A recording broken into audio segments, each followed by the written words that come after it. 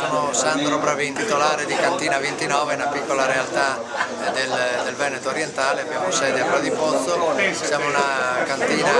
molto giovane, nata da pochi anni. L'azienda è un'azienda di circa 20 ettari che produce vini con caratteristiche un po' particolari, vini estremamente giovani, estremamente freschi, che richiamano la bacca di origine, per cui i profumi sono tipici del vitigno di origine, tipici del territorio, per cui la tipicità del territorio è molto rappresentata dai nostri vini. Una gamma di vini abbastanza contenuta, abbastanza limitata, abbiamo 6 vini che ci consentono quindi di coprire un range di esigenze legate al tutto pasto, direi totale, che va dalla carne al pesce, all'aperitivo con il prosecco o al dolce, ai dolci secchi sempre con il prosecco. Voi rifornite anche il vostro vino a chi viene consegnato? Essenzialmente il nostro cliente è il settore Horeca, quindi i ristoranti, gli alberghi, le enoteche, le realtà professionali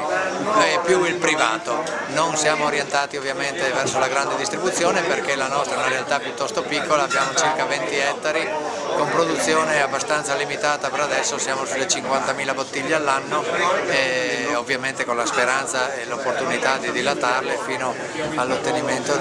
raggiungimento dell'obiettivo finale, che è quello della vinificazione dell'intera capacità produttiva del terreno. Abbiamo acquirenti anche a Roma, abbiamo acquirenti all'estero, ci rivolgiamo molto all'estero, abbiamo acquirenti in Repubblica Ceca, in Inghilterra, abbiamo un acquirente oltreoceano in Messico, abbiamo inviato del vino a Cuba, abbiamo un cliente ad Hong Kong, quindi l'obiettivo nostro è essenzialmente operare all'estero, in quanto la struttura aziendale è abbastanza contenuta. Siamo io e mio fratello Francesco, agronomi entrambi, laureati in quel di Padova, con esperienze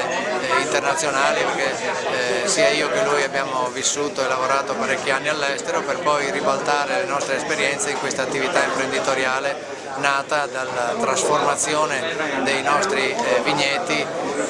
dei nostri terreni in vigneto, appunto operata a fine degli anni 90, con inizio di coltivazione appunto nel 2000, nel 2001, abbiamo prodotto per circa 10 anni solo uva, dopodiché abbiamo iniziato l'opera di trasformazione e quindi adesso vinifichiamo e commercializziamo i nostri prodotti, che sono frutto tutti della trasformazione delle nostre uve. Come mai la scelta del nome 29? Il nome,